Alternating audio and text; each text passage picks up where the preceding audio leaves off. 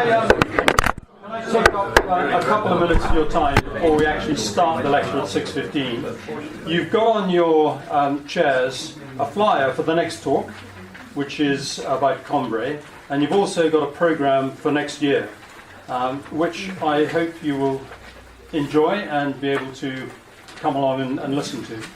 Leo Aylin on there is an ex-Green Jacket. He's a poet, and his talk reads quite interestingly.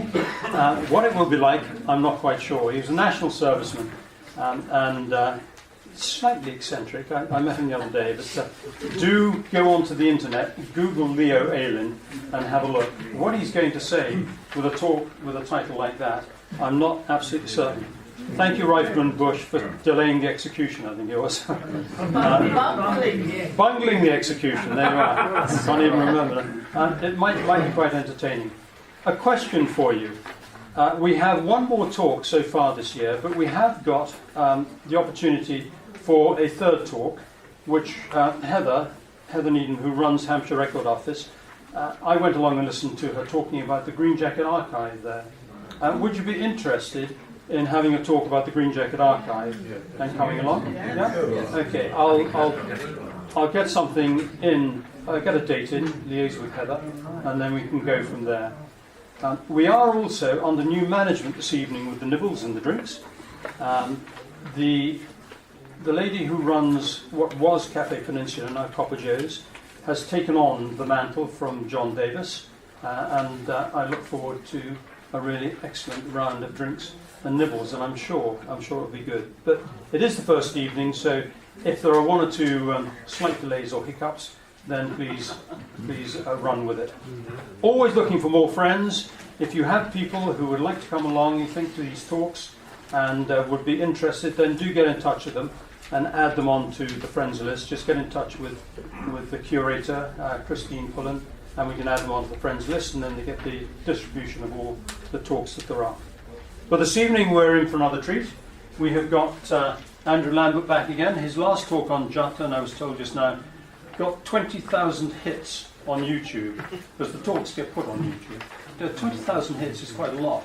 I wish we had a quid for each one of those that went through. We'd give 50p to Andrew and then on from there. So you're in for a treat this evening, talking about the Crimean War, the part of the Crimean War that nobody really knows about. It's a strategic overview, and Andrew being a naval historian, there's a lot of interest and emphasis on the naval aspects of it. So without further ado, Andrew, thank you very much for coming along again this evening. That's a very great pleasure, and very pleased to be here again. The Crimean War is, as regular attenders at this museum will know, a war which was fought in the Crimea by the British Army. Its main events included the charge of the Light Brigade, which was a heroic failure, Florence Nightingale, who saved the army from destruction, the invention of the raglan sleeve, the cardigan and the balaclava helmet, and the award of the Victoria Cross made from captured Russian guns. Almost all of these things are untrue, but they are part of the war. The VC was actually made from Chinese guns, as we've recently discovered, captured by the Royal Navy. And the charge of the Light Brigade was not a failure, it was in fact a success, but we will get to that in the fullness of time. The Crimean War was not about the Crimea, it was about rather bigger things. As you might imagine, Britain doesn't go to war about a smooth piece of land on the other side of Europe, it goes to war with much larger targets. And what I want to get to this evening is why Britain went to war with Russia, but more importantly, how it made war with Russia and what the outcome of the conflict is, because the standard version doesn't bother to get us to the peace process. It rather assumes that things went badly and the peace was not much better. This is not true. The theatre of the war that people are familiar with is, of course, the Crimea, Balaclava, Chersonis, Sevastopol, and up here, Yevpatoria.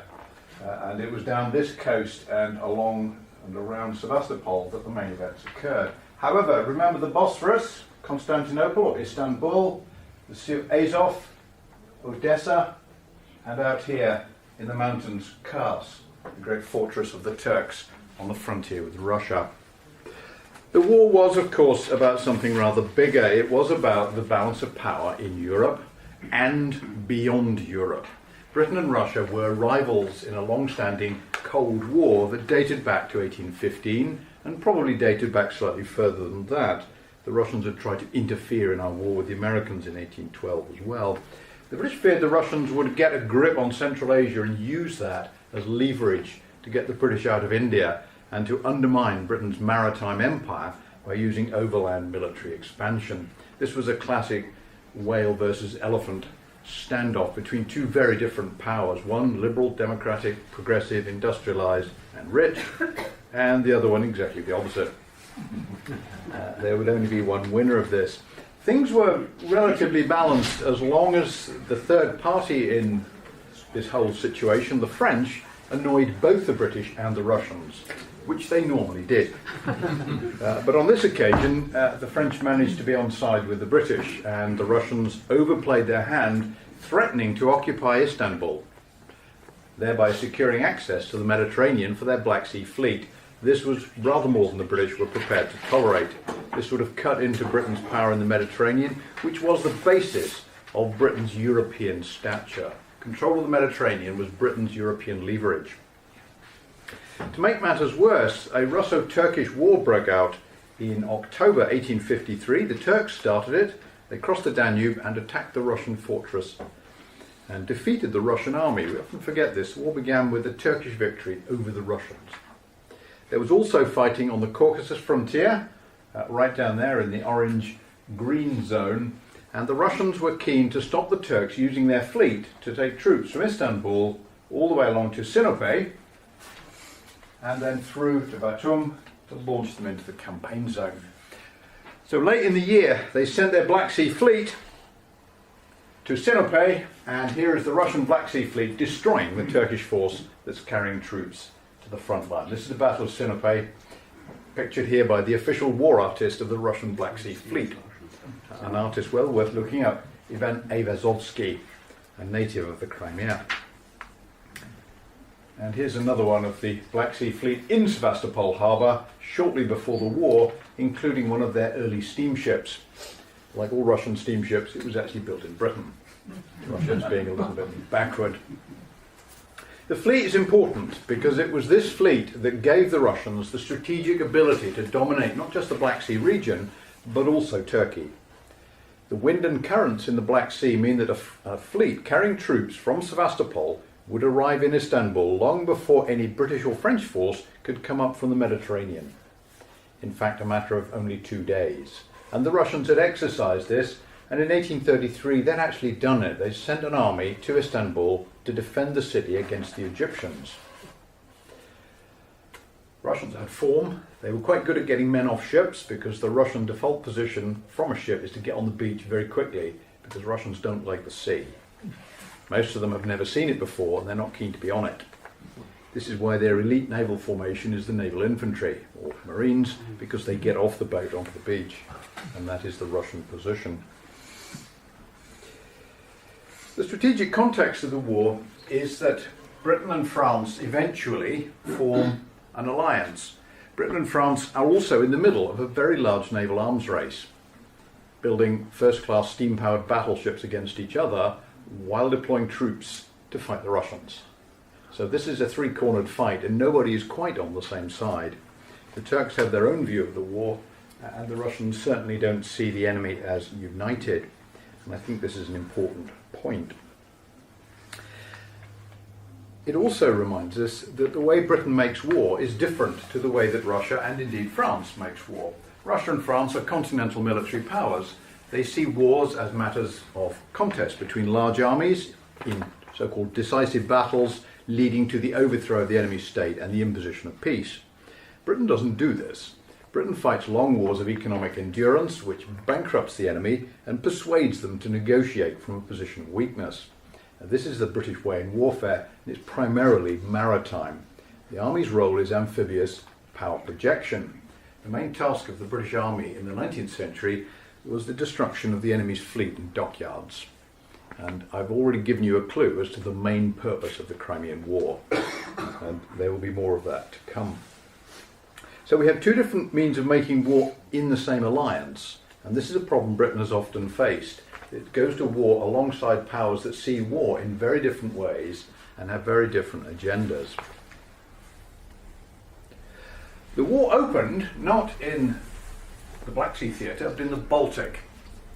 Indeed, the largest British fleet in both campaigns was sent to the Baltic because that's where the largest Russian fleet was. It's also where the capital of Russia happens to be. It's called St. Petersburg and it's on the coast. Russia dominated the Baltic. It kept Sweden under control. Sweden owned Norway. Russia went all the way down to about here, with a little bit of Prussia up there as well. And the Prussians were also Russian satellites. The Baltic was essentially a Russian lake.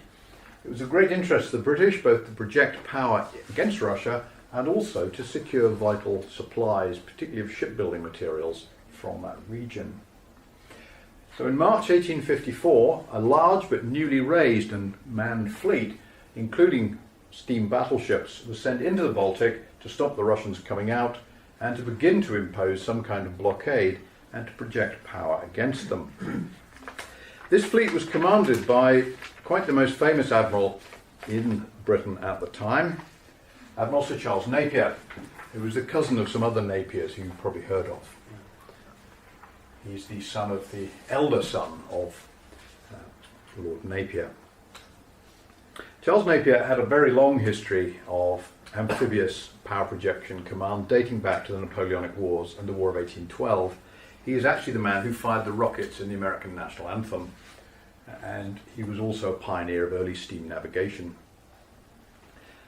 He's now, as you can see from his dates, reaching the end of his career, but he is the obvious man to send on this mission.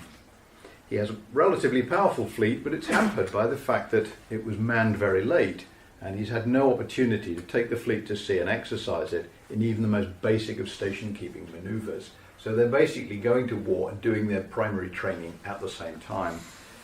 The government thought it was a good idea to save a bit of money and not fit the fleet out earlier.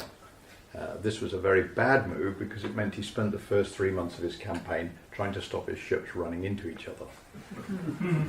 And the Baltic is not a good place to do this. It's relatively shallow, it's relatively rocky and quite a dangerous place to manoeuvre. Napier's flagship, HMS Duke of Wellington, was the largest and most powerful warship in the world. 131 guns, steam power, moving at about 12 miles an hour, and also a full sailing rig. On its own, it was probably equal to half the Russian Baltic fleet, a combination of steam and superior firepower. So we went to war, and we made a terrible mistake. Our flagship was named after a soldier. Why should our flagship not be named after a sailor? Surely we had one or two famous ones of those too. This was an accident. The ship was actually launched as HMS Windsor Castle on the very day the Duke of Wellington died. And in honour of his passing, the ship was renamed the day after. So the ship would have been named something else. The Baltic turned out to be a difficult theatre. The initial plan was that the fleet would sail into the Baltic, secure command, and then move up to the Russian port of Reval, or Tallinn as it is today, where a division of the Russian Baltic fleet would be found. And in the Baltic, the ice retreats to the east. So Reval would be open to attack before the other two Russian Baltic fleet bases at Helsinki and Kronstadt were free. So 10 Russian battleships could be taken out with a single strike. This plan had been written up in 1801 by Nelson. And it was widely known because it was published in Robert Southey's enormously popular biography of Nelson. But the Admiralty thought this was a perfectly valid plan, and so they picked Napier to conduct it. Of course, when they got there, the cupboard was bare. The Russians had also read the book. Moved ships. This meant that Napier's initial object in rushing into the Baltic had disappeared.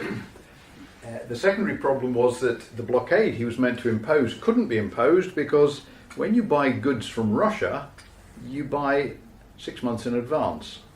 You give the Russians the money and they deliver 6 months later. So that all of the cargoes of 1854 had already been paid for by the British. So it wasn't a good idea to destroy your own property in pursuit of economic warfare.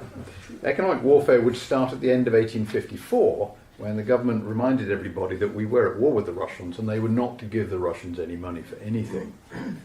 It proved to be very effective, but that's another story. The British and French combined. The French arrived very late with some pretty ramshackle ships, the British with some rather better ones. The ship in the foreground is HMS Edinburgh, which was designed and built in the Napoleonic Wars, but had been fitted with a steam engine for coast assault purposes. 21st of June 1854, a Royal Navy squadron bombarded the fortress in the Åland Islands, midway between Stockholm and Finland, a major Russian naval base in the making, and it was here that the first VC of the Crimean War was awarded. Mr. Mate Edward Lucas picked up a burning shell on the deck of his ship and hurled it overboard, and was awarded the said decoration with a blue riband. Navy VCs had blue ribbons for a very long time. The bombardment did no damage to the fort, it has to be said. Even the burning, I think, was somewhat overdone. Eventually, it was necessary to send an amphibious military force. As the British had sent their entire expeditionary force to Crimea by this stage, the troops were French, 10,000 of them, and almost all of them new recruits. There were 2 regiments of regular volunteers, and the rest were new raised men who all fell sick immediately. Here are the Åland Islands. There was a great naval base being built around this bay, with a major fort being constructed here, only part of which was built, and some lookout towers controlling the entrance from the sea. So there were 3 ways in, 2 of them were controlled. The Russians hadn't shut the back door, however, and the British, using steamships, managed to go in and outflank them. The troops were landed, batteries were built, the forts were knocked down, and that really was the end of that. It was a very easy victory, very few casualties, and therefore of no great interest to the press. Unlike the battles in the Crimea, where there were lots of casualties and there was a lot to write about. Here is Admiral Sir Charles Napier in a straw hat with a telescope and a rather snuff-besmirched handkerchief, supervising the firing of a rifled 68-pounder at Bomersund. This was very much what Napier was thinking of doing. The fort fell. This leveraged the Russians back into the Gulf of Finland, the narrow arm to the east of the Baltic. A very important strategic consequence. It also released Sweden from the grip of Russia. This fortress and naval base kept Sweden under control. It was only 100 miles from Stockholm. Sweden could do nothing while the Russians were here. They were removed from this place and they never went back. The place was demilitarized at the peace process, and it's the last stipulation of that peace treaty that still persists to this day. If you go to Åland, it's demilitarized, and the Ålanders are very proud of that fact. They also pretend they're not Finnish as well, because they're all Swedish speaking. Even the French celebrated winning a naval battle, which for them is a rare occurrence, by publishing a piece of work to show them fighting alongside the British rather than with them. You see in the background one of these towers, little round towers, a kind of super Martello tower. They proved to be utterly useless. Small battery of naval 32-pounders, and they came down in huge sections. And here are the ruins of the main fort, which the Allies then demolished, using the Russians' gunpowder with a couple of British ships in the bay. This was the first victory of the Crimean War for the British and the French, and it's been entirely forgotten, unless you live in Åland, in which case you remember it quite well. To return to the Black Sea Theatre, the one that we're all familiar with. Initially, the British and French sent troops up to Scutari and planned to build lines across the neck of the peninsula here in honour of the lines of Torres Vedras. This is a war fought by old men who learned their craft in a previous war, 40 years earlier.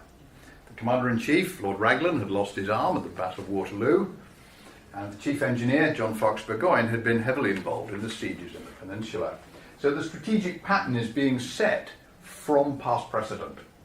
The armies then moved up to Varna to flank any possible Russian advance through the Balkan Mountains towards Istanbul.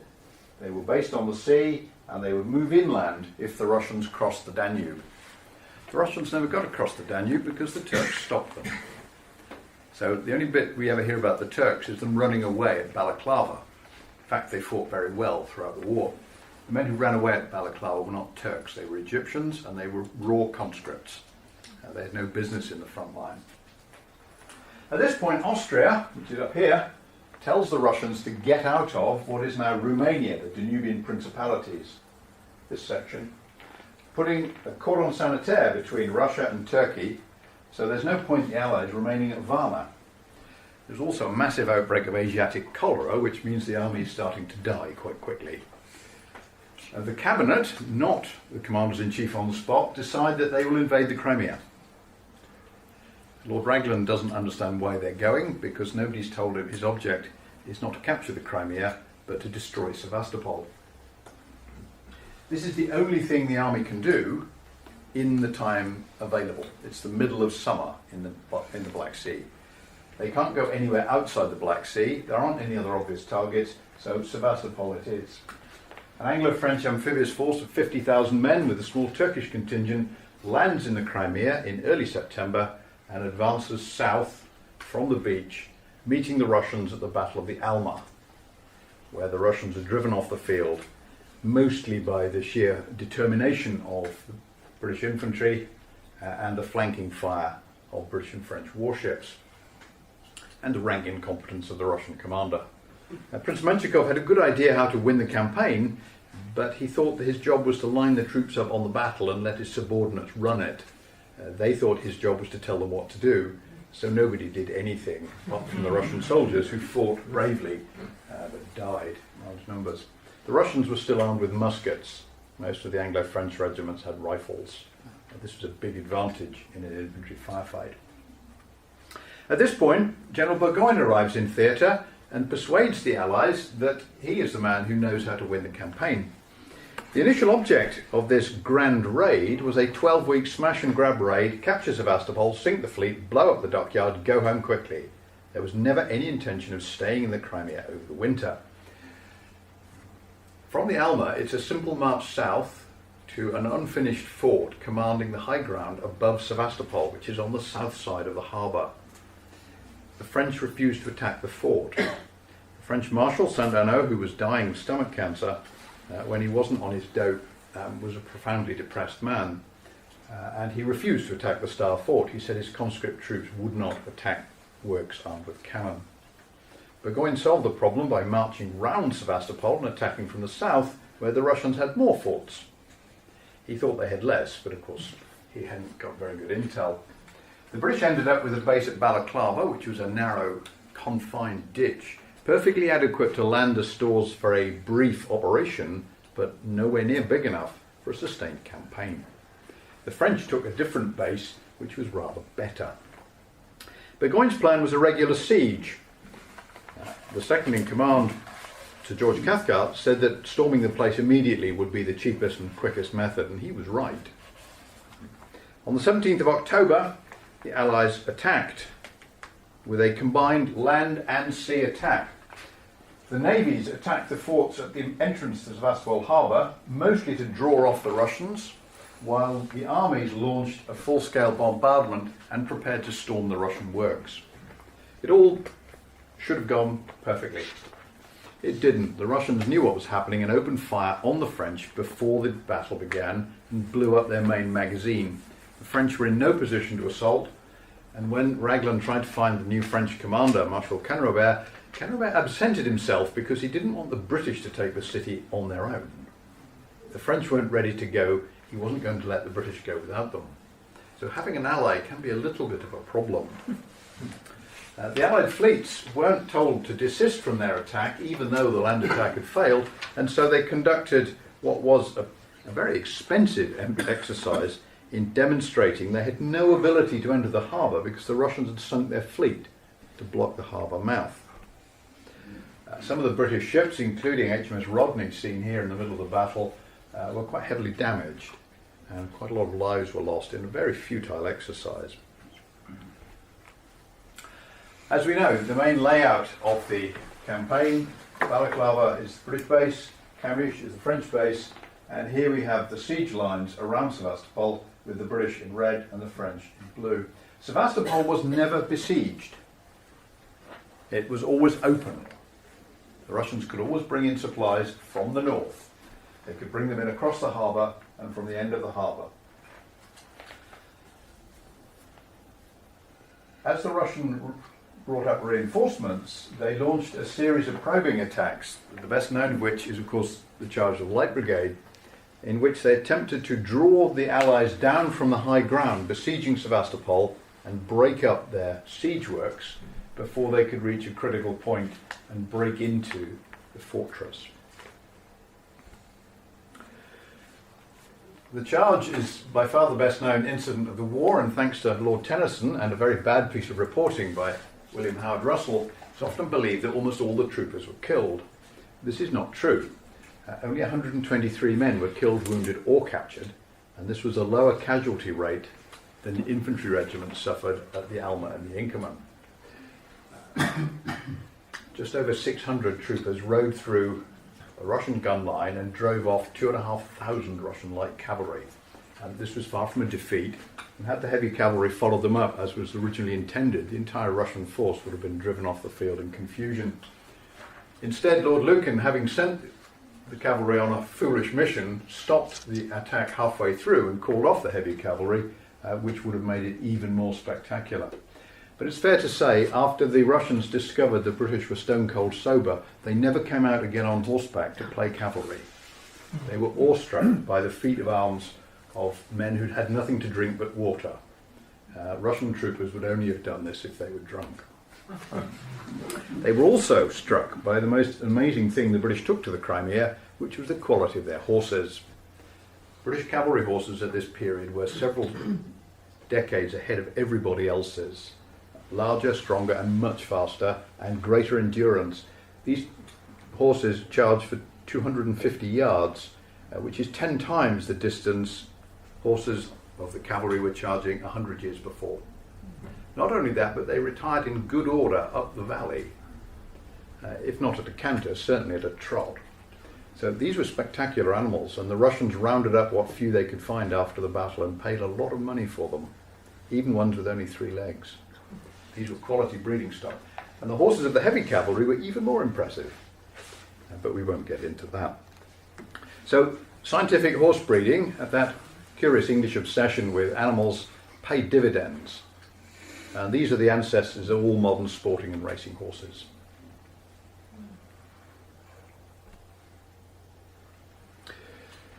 The siege then settled down. The Russians made a major attack across the Inkerman ravine and up onto the high ground, where they were driven off by Brigade of Guards, naval reinforcements. At one point, Captain Sir William Peel, RN, took command of the Grenadier Guards in the absence of any other officers.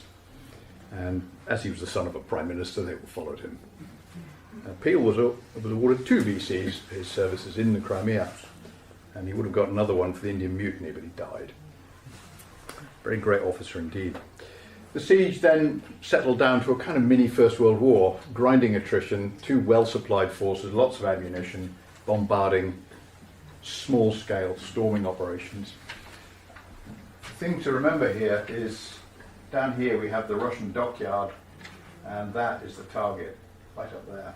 6 very large first-class dry docks, recently built by a British engineer who was in the British camp advising. Things started to go wrong when a major storm on the 14th of November destroyed the camp, much of the city, and sank the ships with the supplies which had already been sent out for the winter. The government had anticipated the needs, but the ships were not able to get into the small port of Balaclava and were destroyed. All of the greatcoats and reserve ammunition went to the bottom of the sea in a very short space of time. It was all replaced very quickly. In 1854, Britain was capable of doing amazing things. We invented the flat pack hospital. Mr. Brunel designed a flat pack hospital which was built and sent out in a matter of months. And then we come to Florence. Everybody knows the story of Florence Nightingale, the hero of the war in this modern post-gender age. Florence Nightingale was the necessary hero of the war. In Britain, the middle classes don't go to war. Middle classes read the newspaper.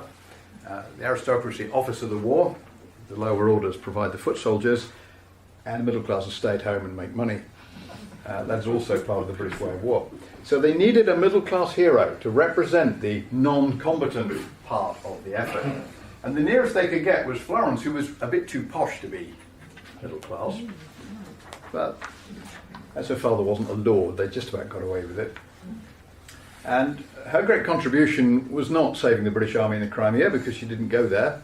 It was eventually working out how not to kill them all. And she spent the rest of her life trying to make up for the mistakes she'd made in the great hospital at Scutari.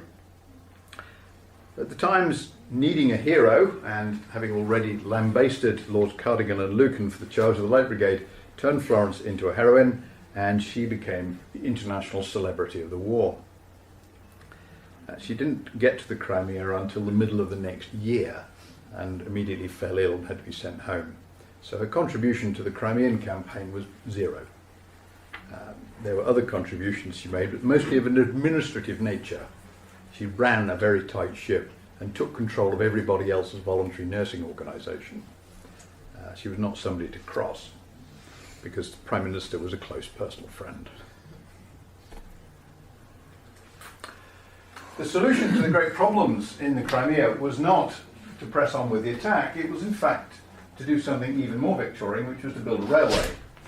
So a light gauge railway was brought up into Balaclava and all the way up to the British camp. 10 miles of difficult, muddy track replaced by steam-powered rail lines. This meant the British Army was able to bring up flat-pack huts to improve the conditions of the men, improve the supplies, remove the wounded, bring in artillery and ammunition, and vastly increase the firepower on display and overwhelm the Russian defences by sheer weight of metal.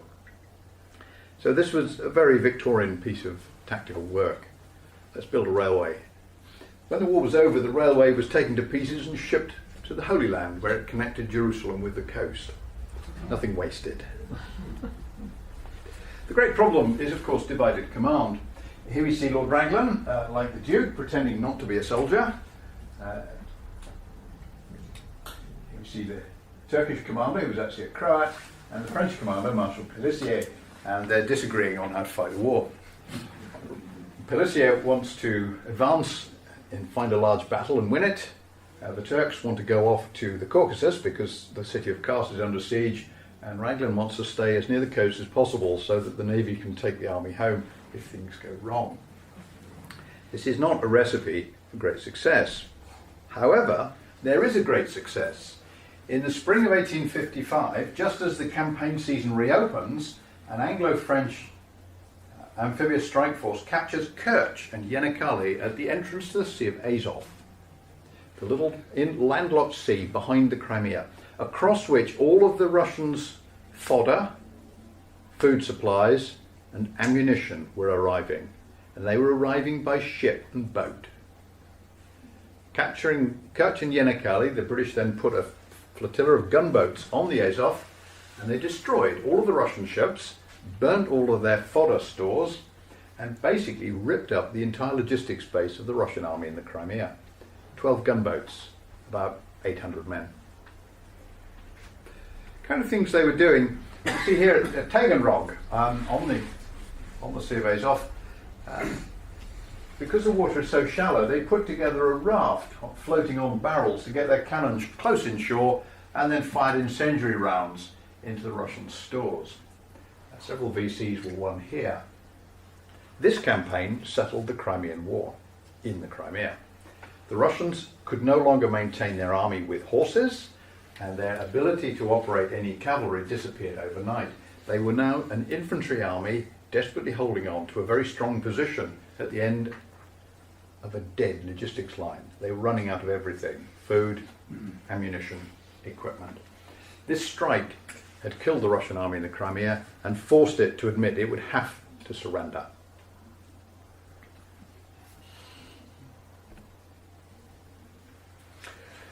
Sebastopol fell on the 9th of September 1855 to a brilliant piece of innovative tactics by the French. The British once again attacked the Redan and failed bravely. The French attacked the Malakoff bastion, which was the key to the whole position, and they took it and held it. It involved an assault over a distance of 20 yards, and the Malakoff was taken because it was a very small position, and at midday the Russian garrison marched out and a new one marched in. And the French knew this, so they attacked at precisely midday and reached the front of the work just as the last Russian passed out of the door. They rushed in, shut the door and held the position. Absolutely brilliant. You have to hand it to them. They really were exceptionally good. Some French elite regiments in this campaign were outstanding. Some of the others were ordinary. After the battle, there was a question about what to do next. The army didn't do anything, but an amphibious strike force was sent to Crimean at the mouth of the River Don, at the mouth of the river leading up to Nikolaev, the great shipbuilding centre of the Russians. And Crimean and Ochakov commanded this waterway. And an Anglo-French armada, including 3 armoured floating batteries, first time armoured warships have been used in battle, destroyed Crimean fort.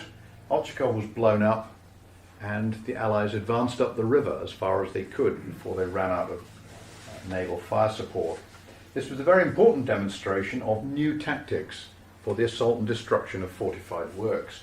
And these fortified batteries are the immediate precursors of HMS Warrior.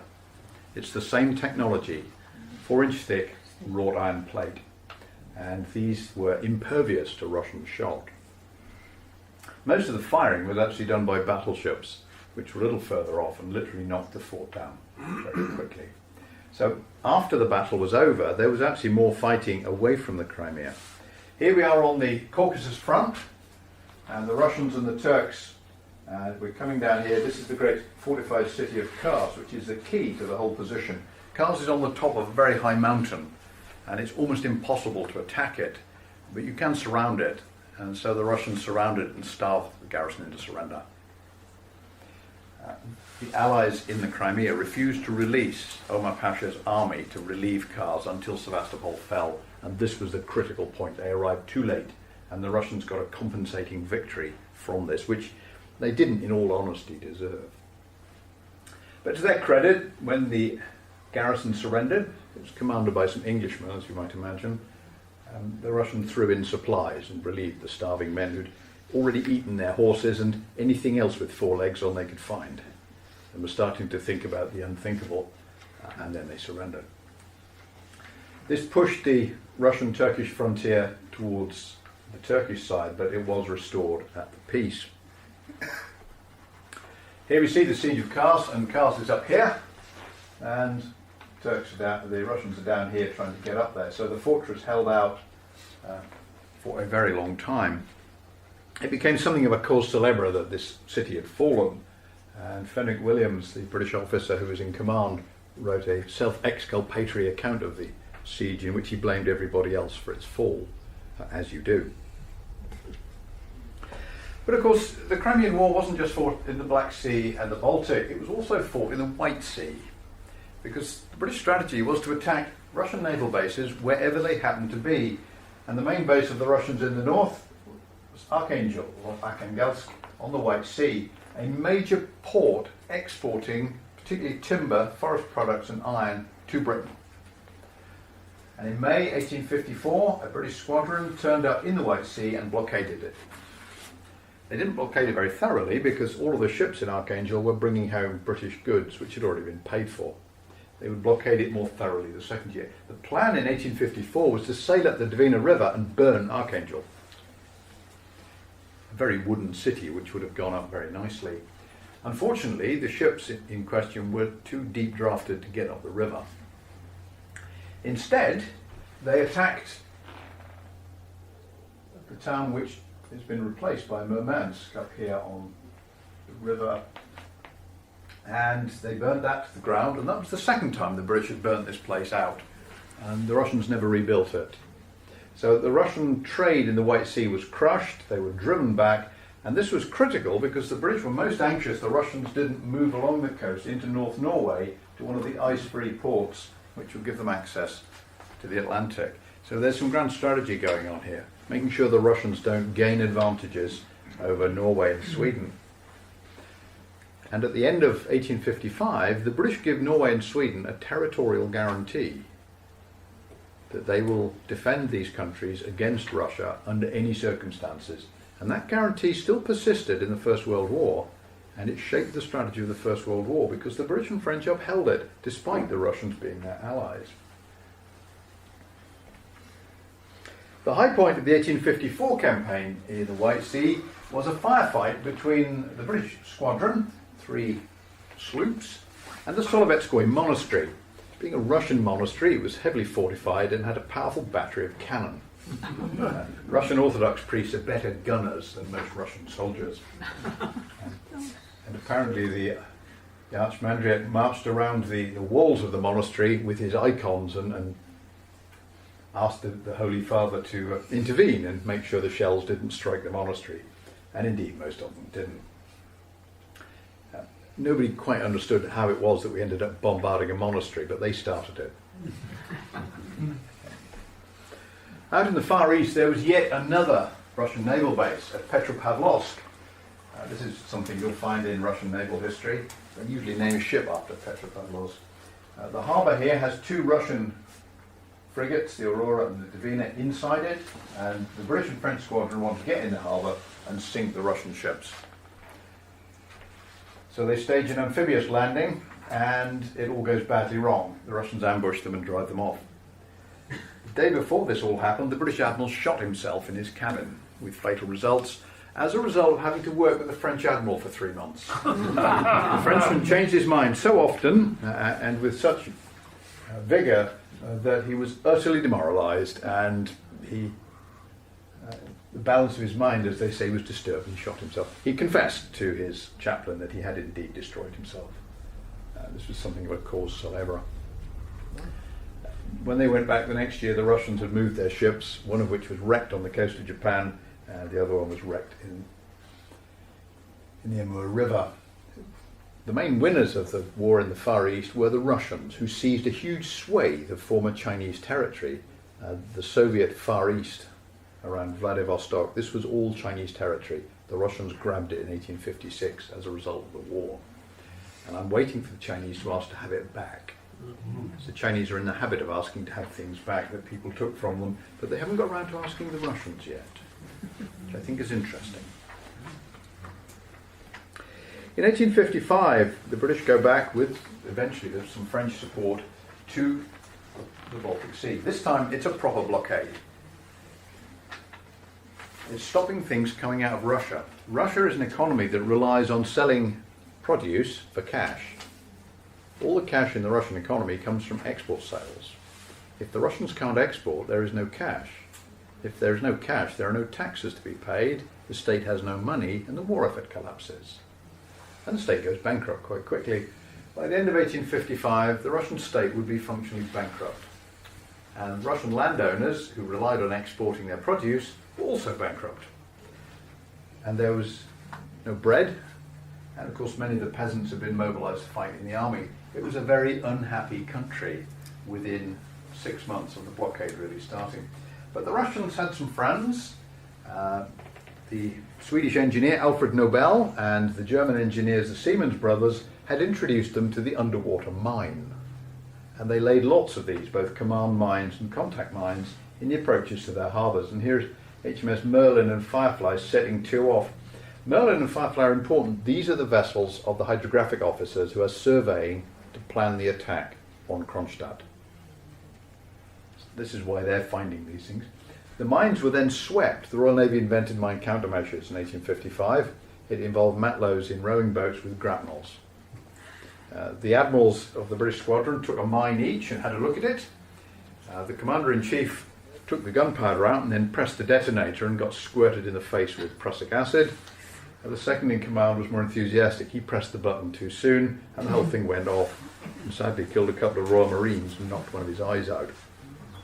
That evening the commander-in-chief wrote a dispatch back to London saying, "A complete insight having been gained into the workings of these machines, they will cause us no further trouble." And they didn't.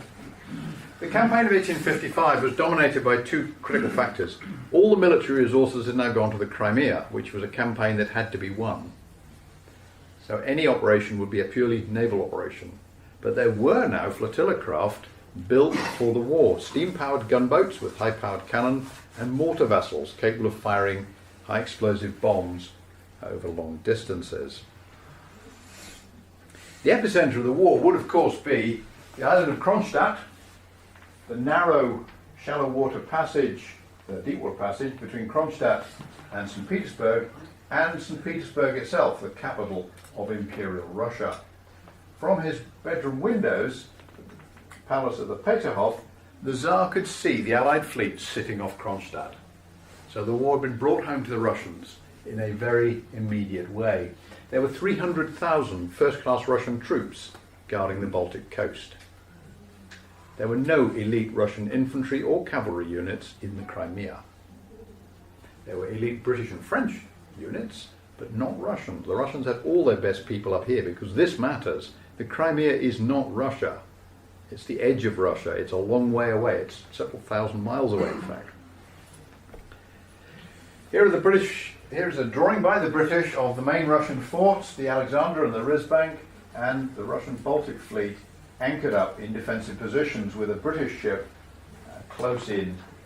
This was done on the spot by one of the British naval officers, all of whom, of course, had been taught to draw in an age before the camera was available. Instead of attacking Kronstadt, however, they only had enough flotilla craft to attack Sveaborg, the fortress at the entrance to Helsinki. Anybody been to Helsinki? Mm-hmm. Get out to this one? Mr. Trick, this is a magnificent place. This is the main entrance through which the great ferries come, and you could almost throw a stone from here to hit the ferry, and it's a very short distance across here. This was a major naval base and fortress, and in here and along here were huge runs of sheds for coastal gunboats. And there were very large powder magazines and other facilities. Fortress built by the Swedes in the 18th century, developed by the Russians. This was the key to the Gulf of Finland. Gunboats from here operating in the difficult coastal passages could really hamper naval operations at the high end of the Gulf of Finland around Kronstadt. So it was taken out early in August in a 2.5-day bombardment. And here we see British gunboat. There is Helsinki. That's Helsinki Cathedral. They're firing into the city, into the fortress, and it's exploding. And that's what the original picture was. This is a bombardment of Sveaborg by William Carmichael. The flagship in the centre there is HMS Edinburgh, flagship of the inshore squadron. And this is HMS Merlin, whose commanding officer had planned the whole operation. And this is one of the 2 magazines on Sveaborg exploding. Every year, to celebrate this event, the Finns, who were not involved, have a firework competition on Sveaborg. It was my great pleasure one year to comment on this and to pick the winners. After this bombardment, in which not a single Allied serviceman lost his life, the newspapers were underwhelmed by such a bloodless engagement. The Russians lost a lot, but nobody cared much about them. They were Russians. This allowed the Allies to move their force right up to the outskirts of Kronstadt and St. Petersburg and begin to plan what would happen in the following year, which was a full-scale assault on the island of Kronstadt, the largest naval fortress in the world, leading to an attack on St. Petersburg. So the British, on the one hand, have broken the Russian economy. On the other, they're about to burn down the Russian capital city. What they're saying is, we fought this limited war, you've lost Sevastopol, you've sunk your Black Sea fleet, we've got you bottled up in the Baltic. If you don't surrender, we'll just escalate a little and make it really hurt. If we burn down the capital city of your large multinational, multi-ethnic empire, it's probably not going to be good for imperial cohesion. All those non-Russian peoples are going to think about breaking away, particularly those regular rebels, the Poles. That Polish-Russian thing goes back a long way. And as Lord Palmerston pointed out, when the Poles eventually rose in 1863, he said, why didn't they do this 7 years ago? But they didn't. So the war in the Baltic puts huge pressure on Russia, and at the end of the year, in December 1855, the Russians begin to pull their ideas together about what's going to happen in 1856. And the conclusion is further defeats, further loss of territory, bankruptcy, an inability to win the war, and possibly an inability to avoid losing it catastrophically, leading to the breakup of the empire. And they decide to accept the Allied terms, which are relatively moderate.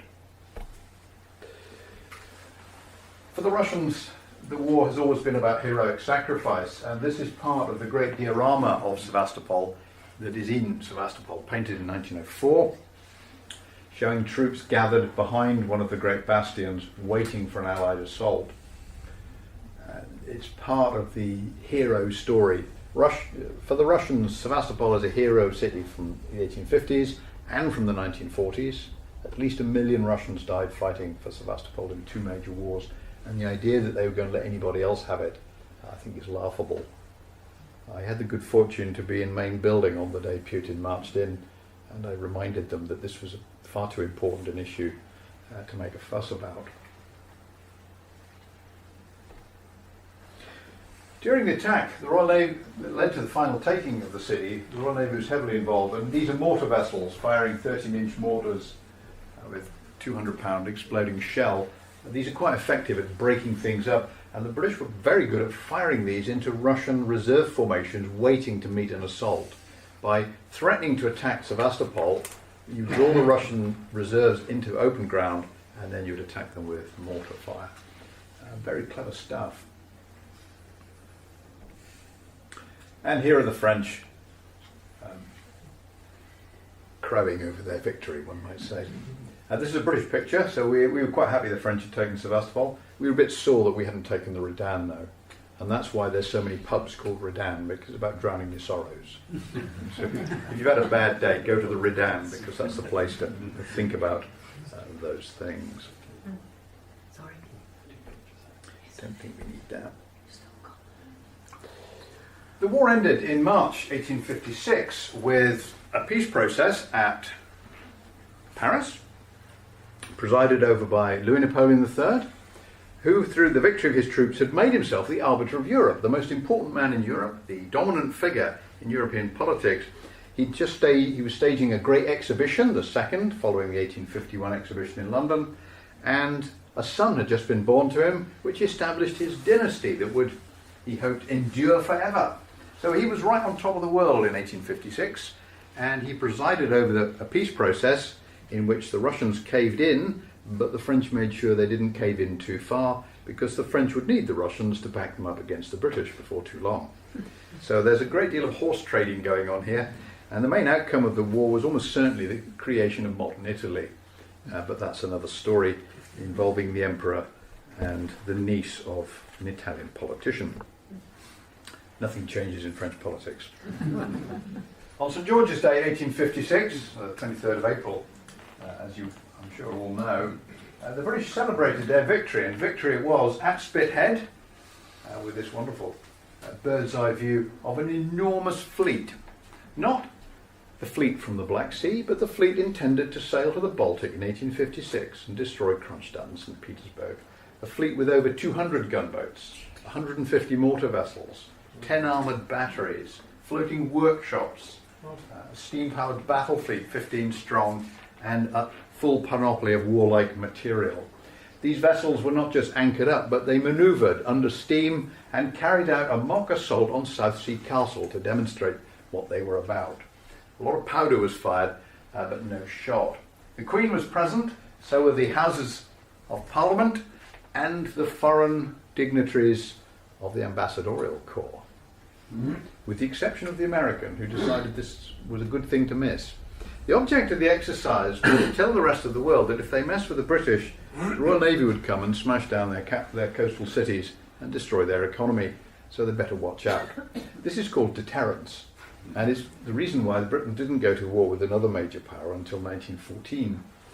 The only problem with deterrence is you can only deter rational, logical people, and in 1914 the Germans were neither.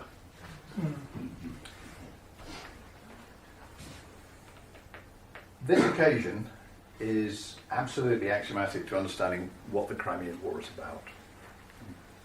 It's about preserving Britain's ability to operate on very low defence spending as a global power, protecting its global trade, promoting its economic interests, and its ability to keep Europe stable, balanced, and not necessarily combined against the British. All of these things are pretty much covered here. It's not a hugely accurate picture, but that doesn't matter very much. So the symbolism of this event, the Royal Yacht Victoria and Albert, HMS Duke of Wellington with the flag up, and a huge force of gunboats really matters. 5 years later, the United States government, the Union government, picked a fight with the British over international maritime law, the famous Trent crisis. The Americans backed down when they heard that Portsmouth Dockyard had been put on double time to mobilise the gunboat fleet. They knew what it meant, and they backed down. The American ambassador told President Lincoln that the British were serious. The signalling was really very clear.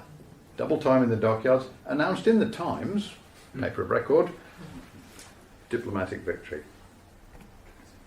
The Russians, of course, restored their dockyards in Sevastopol. Here's Pamiat Azova in the dockyards in the late 19th century after they'd been rebuilt with an old pre-dreadnought battleship there. So the Russians rebuilt the dockyards, but the British had kept them out of the navy business in the Black Sea for 30 years. They preserved Turkey, which survived in its Ottoman form down to 1922 and has survived ever since. The Russians never got to India. They got to the borders of Afghanistan in 1884. What happened? The British mobilised a large fleet at Spithead and told the Russians, and they backed down. They advanced into the Balkan Mountains in 1877 and defeated the Turkish army, and the Royal Navy turned up at Istanbul and the Russians backed down. There's an important pattern emerging here. The Crimean War is the basis for holding off the Russians, the Americans, and the French. Big crisis with the French over Fashoda, 1898. British mobilised the fleet and the French surrender. 1914, didn't mobilise the fleet. We couldn't, it was already fully mobilised. And nobody bothered to tell the Germans what we were doing, so we possibly missed a trick there.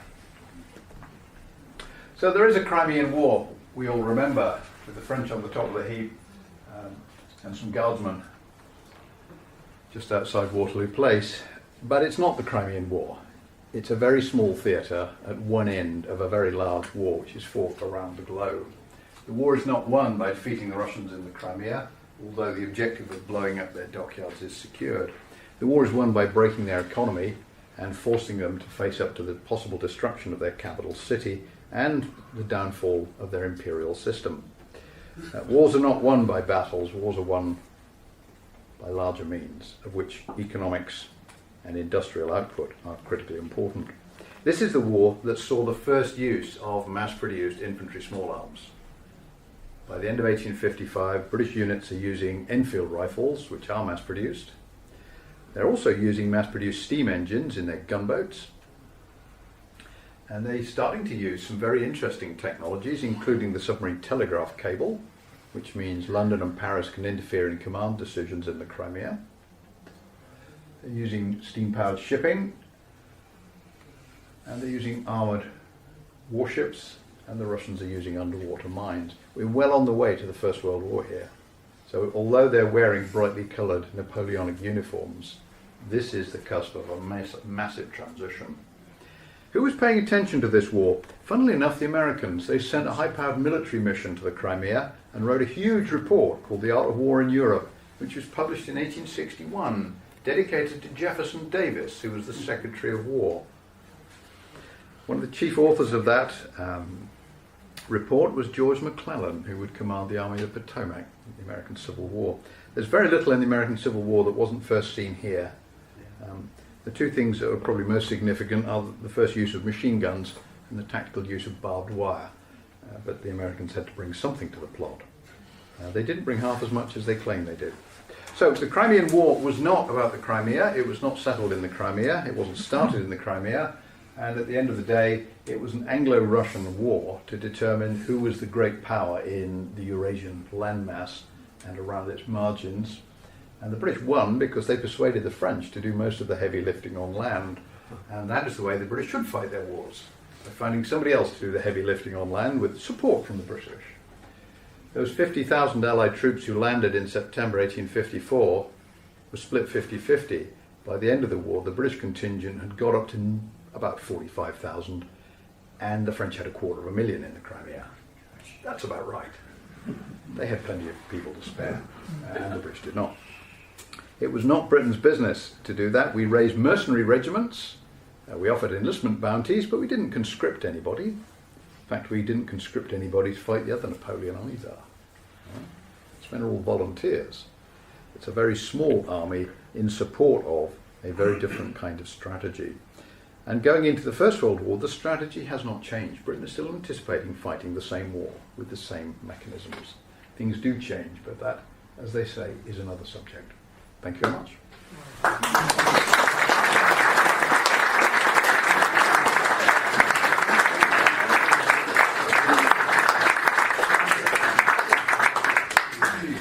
Andrew, thank you very much indeed. Questions? Got about 15 minutes.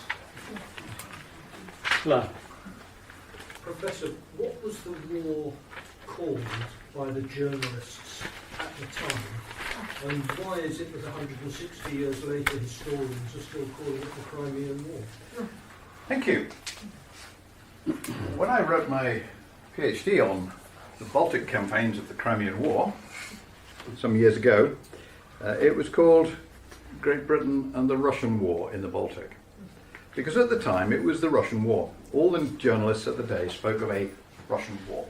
Because they knew this was a global war and it was fought against Russia. It was not fought in the Crimea, it was fought in many different theatres.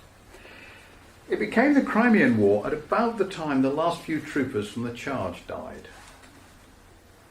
Because Florence Nightingale was still alive, got into the 20th century, but the last few troopers from the charge died. And the Crimea was the only bit of the war anybody remembered. And there's a very important reason for this.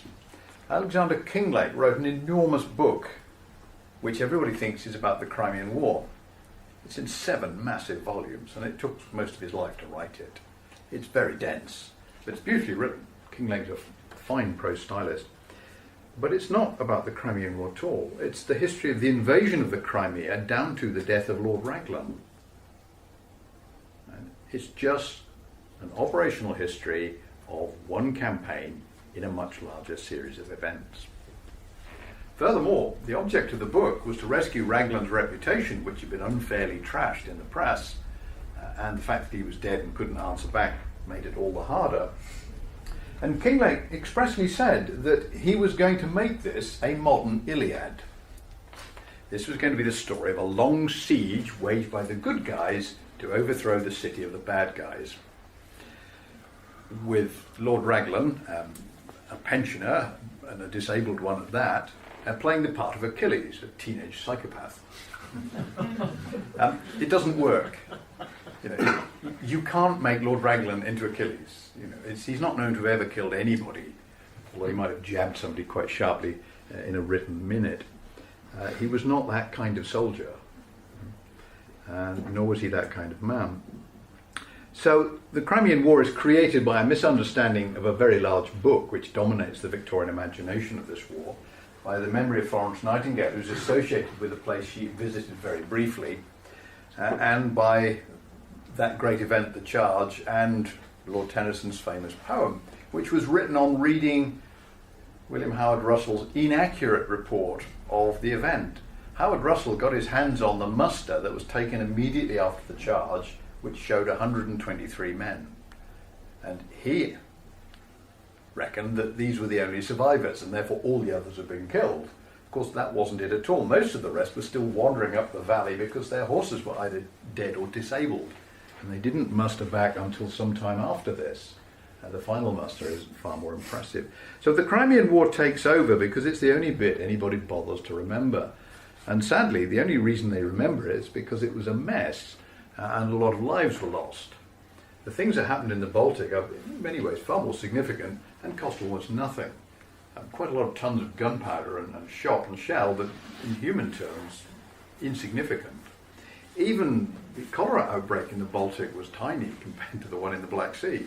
So this is a war which is remembered for the human cost, not the consequence. And there is a danger in the writing of history and the retelling of the past that we confuse those two things. The fact that the Crimean campaign cost a lot of blood as well as treasure does not make it more important than a campaign that didn't. And we need to know why it cost that much. One of my students had just produced a masterful account of the medical history of the army in the Crimea, which basically suggests that the problems were relatively easily solved as soon as they accepted they weren't on a short-term raiding operation, were actually there for the long haul. and brought up the proper support. So we need to get away from this idea that because it was expensive, it's important. And we've seen that with the celebrations and commemoration of the First World War. We tend to fixate on the really unpleasant, messy bits of the war and forget the really clever bits. We ought to do the other way around. What we want to remember is how to be clever, not how to make a mess of things. It's important we remember what happened, but it's also important we remember how to avoid doing it again. The only point of history is to make sure we don't repeat our mistakes, at least not knowingly. These £200 mortar shells, do they have a variety of ordnance that they could use, and what effect would firing these things have on the vessel that was carrying them? Yeah, the 13-inch sea service mortar, you'll see 2 or 3 of them at Fort Nelson if you're ever up there. Very large mass of cast iron. The shell is obviously a hollow projectile with about 12 or 14 pounds of powder in it. You can also put combustibles, essentially materials designed not to be put out. So you can use it for blast effect, or you can use it as a combustible weapon. It will be backed up by large-scale use of rockets and also long-range rifled artillery. That Lancaster's a 68-pounder. At the bombardment of Sveaborg, the Russians stopped firing back after about 10 minutes when they realised the Allied vessels were too far away and they simply couldn't hit them. So this is a very one-sided competition. This is clever war. Our weapons are so much better than yours, you can't even shoot at us. Their main job was to destroy large fortified masonry works, and the great forts at Kronstadt, which are 3 and 4 batteries of granite, one on top of the other, were desperately vulnerable to plunging fire, which would reach down into the magazine and blow the whole thing up. So this is a very powerful piece of ordnance, and they were mass-produced in Britain when the war broke out. And they were a consumable store. You fired them until they stopped being very safe, and then you threw them away and used another one. So many different charges could be used in them. And of course you adjust the range by adjusting the powder charge. You don't change the elevation of the weapon, you just put more or less powder in. So if you really have to go a long way, you put more. You mentioned that they used them on reinforcement formations. The mortar vessel is a very dense mass of timber which is designed to absorb this solid downward pressure. These are the vessels that were sent to the Arctic. Sir John Franklin's Erebus and Terror were mortar vessels. Terror, in fact, took part in the bombardment of Baltimore in 1814 and fired the bombs in the air in the American national anthem. So these vessels had a long history. In the Crimean War, they also made iron mortar floats with suspension. They started to work out how to damp out the effects of these enormous blasts. And an engineer called Mallet built a 36-inch mortar, firing an enormous shell. And it was made in pieces held together by bands. And again, if you go to Fort Nelson, it's right outside with some of the shells. 36-inch, a yard across. One was made to bombard Sevastopol and one for Kronstadt. And the one at Kronstadt was going to be mounted on a vessel. The Victorians had no doubt they could solve anything with heavy engineering. Yeah. And Mr. Brunel offered them the design of an ironclad gunboat. They didn't take that one up. He did make a contribution to the next generation. He's responsible for the armoured turret. Not the turret, but the turntable. All those early turret vessels, the turntable is a railway turntable for turning the engine round. Really simple piece of engineering. Next one. And then. Professor, you paint very clearly the threats to Britain, or what we perceived as the threats posed by the Russians within here and the economy. But how did we, or how were the French persuaded? What were the threats to the French? Were they different? Were they the same? Or how did we persuade the politicians, persuade the French to come in with us? The simple answer is we didn't. The French wanted to come in. Louis Napoleon Bonaparte in 1851 has overthrown the constitution and declared himself emperor. And in order to sustain his power, he needs to project what Bonaparte's project, which is military prowess. He needs to be a great military figure like his uncle. Of course he isn't. He's a reserve artillery officer of no great moment, but he has the army behind him. And basically Louis Napoleon is using the army to boost his prestige. The army is using Louis Napoleon to boost its prestige because both of them feel that they are the losers of the last great round of wars, and so the French army wants to recover la gloire. And the French don't have any strategic objectives, they just want to get their mojo back. Yeah? They want to be the top dog again, and the only way to do that is to fight a great war against a great army with a big reputation and defeat them. Within 4 years, they've also knocked over the Austrians, and 10 years after that, they have a go at the Prussians, and that doesn't end so well. But that's what it's about: prestige and power and image. The French are fighting for something intangible. You know, they're the great guys for adjectives. When you look at the list of the Royal Navy and you find all those great adjectives like invincible and courageous and renown and glory, they're all French prize names. Englishmen don't use names like that. Yeah. They use much more straightforward names. So for the French it's about prestige, and they get sucked into this war because they want that prestige. They're sucked into fighting it to the finish because that's what they want. But by the fall of Sevastopol, they know they've got everything they're going to get out of this, and they want out. They pull out of the war. And so the British threat to attack Kronstadt isn't an Allied threat, it's a British threat. That fleet is all British, and it's going to do the job on its own. The British need something at the peace table where we can say, we can do this on our own. We don't need the French.